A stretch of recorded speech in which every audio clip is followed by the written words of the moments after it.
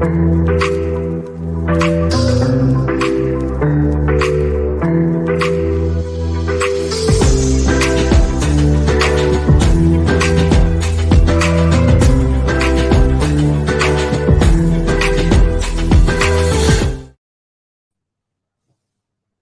everyone, welcome to Tipping Point, the Power of Clarity. I'm your host, Amina Zamani.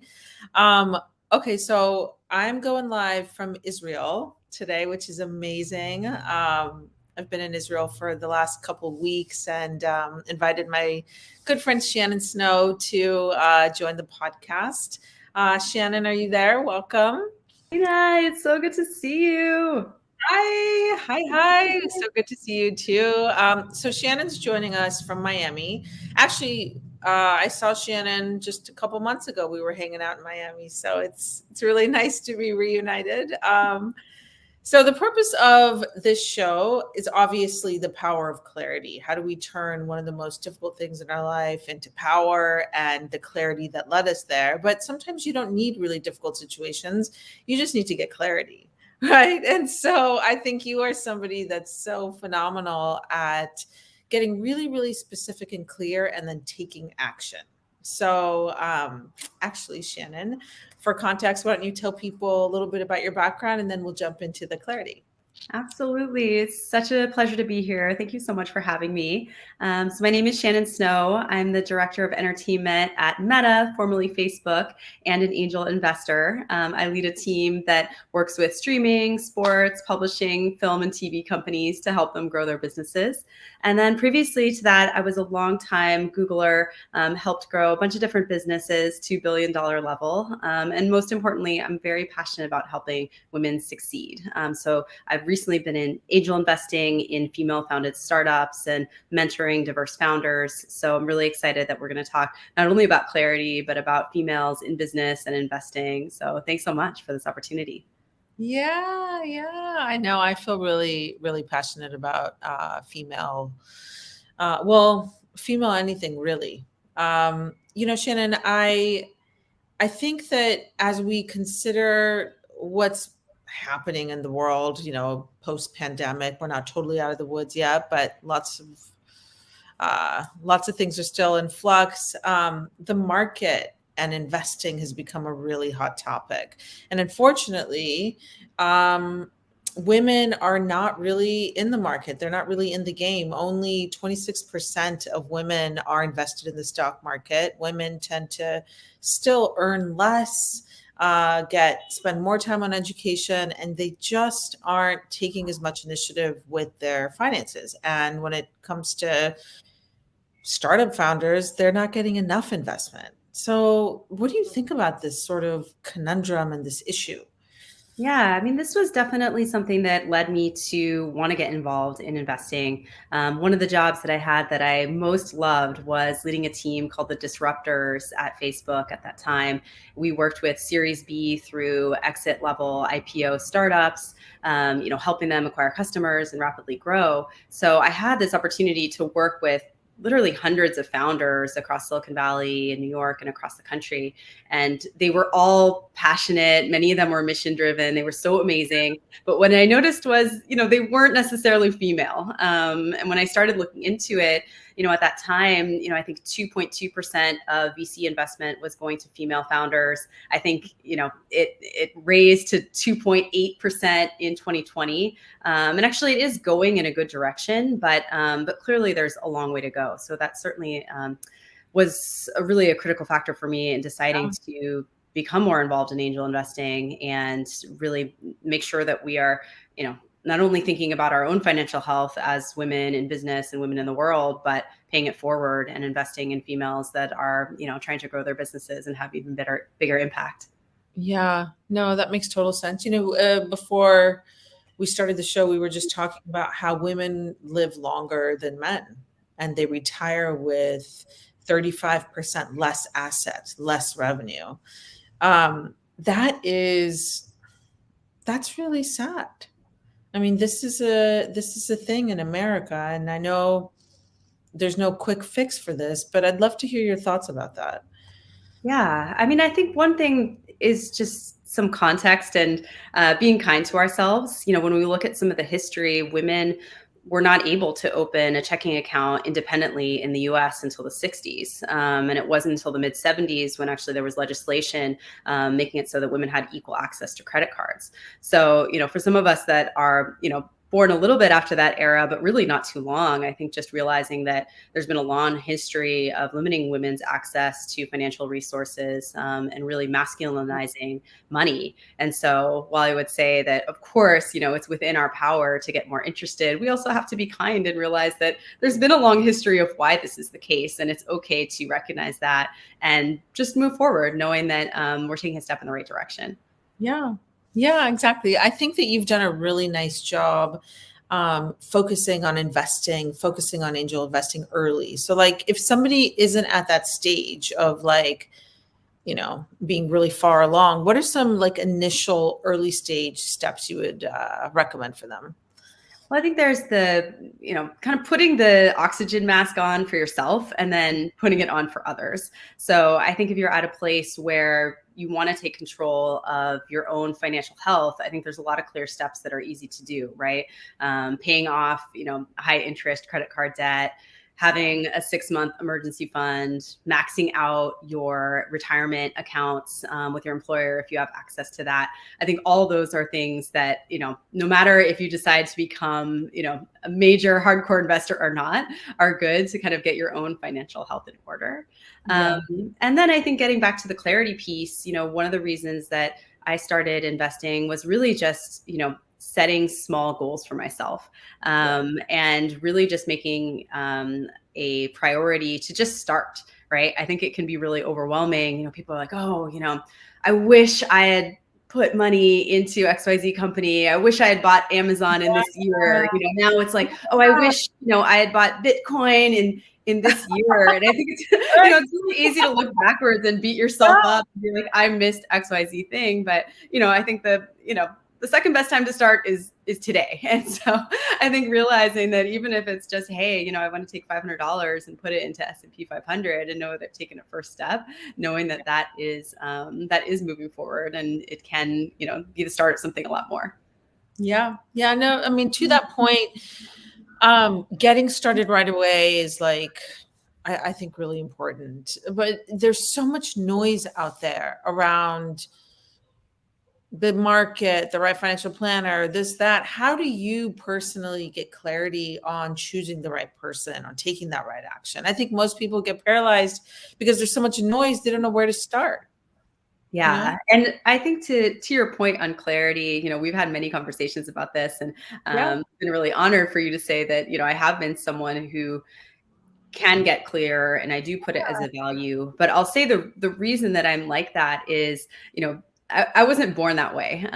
So for background, my brother is pretty much a musical genius. He was born just turning everything into an instrument. He ended up playing in jazz clubs at age 16, just being one of those people that was born knowing what they want to do. And I feel like we have so many people in society that, that we are icons, right? And it's like, oh, they started this sport at age 3. They started, doing this at a really young age, and look how far they've come. And I think those people are amazing. But I was someone who was not like that. I was born, interested in a lot of things, and being 70 to 80% great at some of them.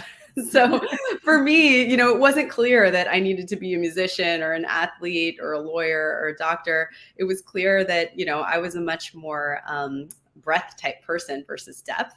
And so it ended up benefiting me in the sense that I was able to try out and move into places like technology that were emerging and changing. And I think it actually ended up benefiting my career. But in terms of a clarity standpoint, I think, it also really forced me to need to focus and write down my goals because it wasn't like there was one main thing that was just appearing out of thin air. So for me, it was all about, hey, let me just look at the next year and let me just write down simple goals. It would be 3 things that I want to do in my personal life, 3 things that I want to do in my professional life, and maybe some values that I wanted to cultivate along the way. So getting back to the financial piece, for me, this once I had decided that I wanted to get involved in angel investing, my simple goal was make 1 to 2 angel investments. It wasn't like find the next Google. It wasn't make X percent. It Yeah. was just start. And so I think that I found that that has been very grounding for me as a whole clarity process, but Yeah. also as a way to empower myself just to get going from a financial standpoint and in angel investing. So I share that in hopes that, maybe there's others who maybe weren't born knowing exactly what they want to do, or maybe don't have, an MBA in deep analytical finance, but still want to get empowered in this area. Yeah. Oh, that's so cool. That's so cool. So it sounds to me that like you put some goals together and then we're able to just like move towards those goals. And it wasn't like boiling the ocean. It was like, hey, just let me start with one. Absolutely. I mean, I think that it people will people are charmed but also mystified by my simplicity. I think it is a strength because the simpler you can keep it, the easier is it to get going. So I Yeah. think for me, from a clarity standpoint, one, just making time to reflect, taking that 1 hour. And I know Amina, you and I have done this at the beginning of the year, just sitting Yeah. down together, making space together to say, hey, like, let's just write down our goals, right? So having that hour to reflect and actually write it down. And I think some of the things that, you really helped me do was, sharing them, right? Because I think that that's the other piece, right? It's one thing to take time to get clarity. It's another thing to write it down and remember what you even wanted to do. And then, and then having the courage to share it with someone, right? Yeah. Because I think sometimes it can be very overwhelming to say, oh, I'm going to go from having no angel investments to having 2 in a year. And once you tell someone, there's that fear of like, okay, what if I don't do this? What if I fail? But having someone like you to share it with, who can then help you, right? Because that's what I found the power of sharing these goals is that once people know where you're trying to go, they'll think of you when they find someone that can help you. So, Yeah. so I think that it can be as simple as that sometimes. Yeah. Yeah. I love that. That's really true. And so like, I think you hit something really, really important around getting clarity is sharing it. Like the Mhm. big theme in like, I don't know, the last 6 episodes of like people that we've interviewed, like it could be an executive director at a nonprofit, a bestseller, like the critical theme, and I know you didn't know this, but this is literally what everyone's saying is like, get your shit clear. Like, just like take the time, but then share it, but then don't sit with your goals. Don't sit with your fears alone. Yeah. And I think I learned that lesson early in my career. One of the, I had many lucky breaks in my career. One was, having the opportunity to join Google at a time when they were going through rapid growth. Yeah. And one of the early breaks I got was having the opportunity after 5 quarters in the company to go to India and build, what became a 50-person team. I had all this experience in India, but when it was time to come back to the US, Yeah. obviously they'd grown so fast that the leadership team that sent me there like barely remembered that I was out there, I was coming back, and had no job. And there had been a reorg where, basically the job that I would have been training for, no longer existed. And so, I just started telling people, I just started meeting with any managers that I knew and said, here's my situation, right? I came out here, I grew a huge team. I'm ready to move into a management role, but the management role I've trained for no longer exists. Like, what's your advice? So I tried to tell as many people as possible. And one of those people I told literally identified a position for me, said, hey, I know exactly the person that could fill this. They've already been training and doing a great job. And it's how I was able to get into my first leadership position pretty early in my career. And it was scary for me to share that, at that time of like, hey, I've done all this work. Now I have no job, what's next? But it ended up being the most powerful thing in terms of having people advocate for me and open doors that otherwise, would have been open, but maybe I would not have known to walk through or Yeah. wouldn't have been visible to me. Yeah. That makes total sense. Oh, I love that. That's cool. So when we think about females, I feel, and investing and work and all of that, we don't need to go over all the stats, but clearly um, women tend to take less action and be, a bit more afraid of making mistakes. Um, and I don't fully understand the psychology of it or where this comes from, but there's been research of thousands of women in the workplace, and men tend to be more confident. They tend to speak out more. They tend to take more risks. They tend to share more about things they're passionate about. So if someone does feel shy and if they are afraid to sort of share, like, I don't know, how do you muster up the courage to do that? Because it's like, maybe it's a little easier said than done sometimes. Definitely. I mean, I think starting with people you trust is always a really good Yeah. scenario. So, starting with the people who are going to love you no matter what the goal is, I think is huge. And I think having a team of people around you that are going to champion you no matter what is so critical. So I think that's the first step, because I know it can be really overwhelming, right, to share a business goal with your manager, or even a financial goal with your partner, if you don't have that safe space. So I think starting where it's going to be a win no matter what, and then kind of working up the courage to say, hey, let me show this to, if it's a career goal, my boss, and then get their feedback on, what I need to do to grow into meeting that goal, or what their advice would be. And then if it's, financial goal, I think figuring out, who is that board of advisors that you have around you that could help meet that. Maybe it's someone else that you admire, that is farther along in their money journey, Yeah. and just getting their advice of like, hey, I want to get started. I really admire what you do. Everyone loves being told that they're admired, and I'm sure they're happy to give a piece of advice, or at least send you to someone that may be able to help you. Yeah. Oh, that's totally good. Yeah, yeah, yeah. Right. That's right. And so I think, just again, like, getting really clear on who you want to model. Tony Robbins talks a lot about this. He's like, get clear and don't ever reinvent the wheel. Find out somebody that's just a few steps ahead of you and then ask them.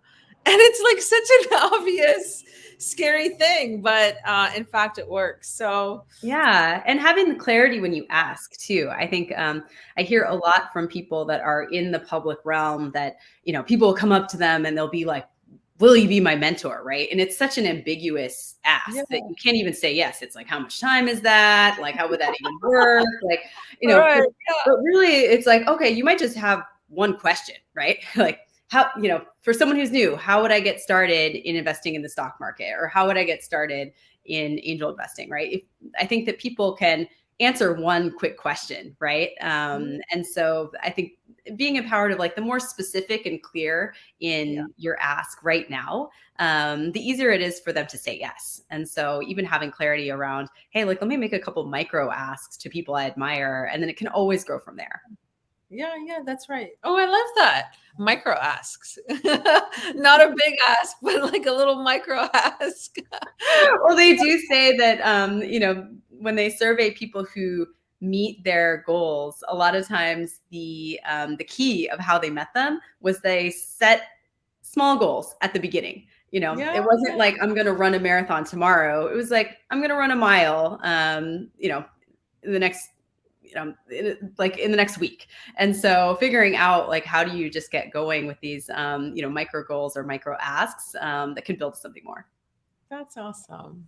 So let's talk a bit more about your decision to support female founders and your angel investing. Like, I know you wanted to do it. I know you saw that, more of a male dominated field. You wanted to sort of be the change or whatever. But, like, can you walk us through your process and like how, like what you did and how you did it? Yeah, absolutely. So as I was saying, I had access to a lot of founders. I was finding that, it was pretty much meeting the metrics that we showed in terms of majority male, very few female. But talking to some of the female founders that were able to get past that initial investment stage, a lot of the stories were the same in terms of, they had pitched a ton of VCs. The VCs were primarily male, and they would get the type of feedback like, hey, the numbers of this make sense, but like, we just don't have a feel for this business. Maybe it was a clothing business, a beauty business, and they couldn't see the product need because they didn't experience the product. And so it just became so clear to me that we just need more female investors just at every level, because, Mm. we see different needs. Like, we have a different experience in the world, like we have different problems, and there's going to be this entire universe of companies that we see as viable, because we see different problems and challenges in the world. Yeah. And so so that was such a catalyst. And then Yeah. I think the next thing that was really helpful was understanding that there's many other women like us that are interested in finance, that Yeah. want to angel invest. There's quite a few classes and programs for women to get involved in angel investing. I took Class Rebel, which has an angel investing 101, which is really great because it also showcases how you can consult for equity in startups in addition to Oh, invest. And so I think that's a really great, powerful thing to think through, especially if you're not at the point where you want to showcase capital, but you have skills to give that could be really helpful to startups. yeah. And then Pipeline Angels is another one that I've had many friends in New York get involved with. So finding that community and education, I think, is really critical. Yeah. And then you find that they're getting a network around you. Once you invest in a startup, you'll typically you'll see that there's other co-investors, and there's other people that are similar to you. So I think Yeah. finding reaching out to some of those people who are co-investing with you, and learning about what type of companies they're investing in, who they're looking for, seeing how you can help each other, because I think it can be very communal. I think one thing that a meme that's out there is your finance journey is it's secret, it's something that is just for you, you're not supposed to talk about money. But what I've seen is that when you get into a community of people who are making positive financial goals, or interested in angel investing, you learn, you help each other, and it's such a journey. And so it definitely helps ease the way. Yeah. Oh, that's so inspiring. I love that so much. Yeah. So it sounds like what were the names of those two organizations that you just listed again? Class Rebel is one that Okay. I would definitely recommend. Their Angel Investing 101 class Okay. is really great. And then Okay. Pipeline Angels, I think it's New York based, but it also, kind of has a curriculum that's focused on giving you some of the financial fundamentals, and also putting you together with other, new angel investors to kind of co-invest. So I think there's many organizations out there, but those are two that I've heard, heard and experienced great things about. Oh, I love that. It's like, it's not like rocket science or whatever, but the topic is laced with intimidation and fear, and the reality is like, to your point, you just got educated. Like, if you don't know, like, Google's out there. I was like, Well, also viewing the process as an education, right? I mean, for me, right. my overall financial strategy is much more grounded in the traditional, right? Like savings, stock market, retirement. For me, angel investing is much more purpose driven, and it's also a learning vehicle. Every dollar that I invest in a startup company, I have to be okay with losing, because it's very risky. It's not what I'm betting my financial future on, but I learned through the process, right? Meeting different founders, like understanding the financial models, understanding where I can help. Yeah. It's almost like thinking about, hey, maybe every year I'm not going to get a new master's degree, but if I invest in several companies, it's almost like an education for myself. And even if this company doesn't work out, or we don't understand if this is going to pay out for 10 to 12 years, I still learned through the process, and I still got to know this part of the market. I got to know, just new arenas. And so I think viewing it as an investment in your own learning and an investment in yourself also makes sure that you have value, regardless of whether it pans out from a financial standpoint or not. Wow. Yeah. Yeah. And I love what you said around, like, hey, get your financial house in order first before you sort of venture into the angel section. But, um, I think it's also really valuable if you have some skills, if you're in tech. I mean, I think a lot of us have been. I was at LinkedIn for quite a while, and now full time doing my executive coaching. Like, um, there are things you can offer startups for equity that can actually be very beneficial and fulfilling. Absolutely. And I think that, there's a real value that I've seen that you can add, especially as someone who is working, is operating in a business, whether it's marketing or tech or, you're in finance. I mean, there's so many different skill sets that you can offer. And you find a lot of startups, many of their mentors and investors, they're coming just from a finance angle, and maybe they haven't been in the operations of the business. And so you as a mentor or an advisor or a board member can just add a totally different perspective, because you might be the only woman, you might be the only person that's actually working right now and is exposed to kind of real time things that are happening. And so really owning that power of, hey, maybe I'm not the person who has invested in 2,000 deals before this point, but I am the only operator at the table, and I have a new perspective and value that I can add to the founders that I'm working with. Yeah. Yeah, that's so true. Like believing in yourself ultimately is so important, right? And like I love, as we wrap up, I love that you gave some really sage advice. I mean, it's about educating yourself. It's about just getting started. I've heard this from so many experts. Despite what's happening right now in the market and the stock, right? Like the stock market, things are really high right now and people are really afraid it's going to drop, and it might. But that's why dollar cost averaging is really great, right? Because you can start investing slowly and over a period of time. But I think the key is to get started, um, and seek out those people that can actually maybe that are a little further along the way that can help.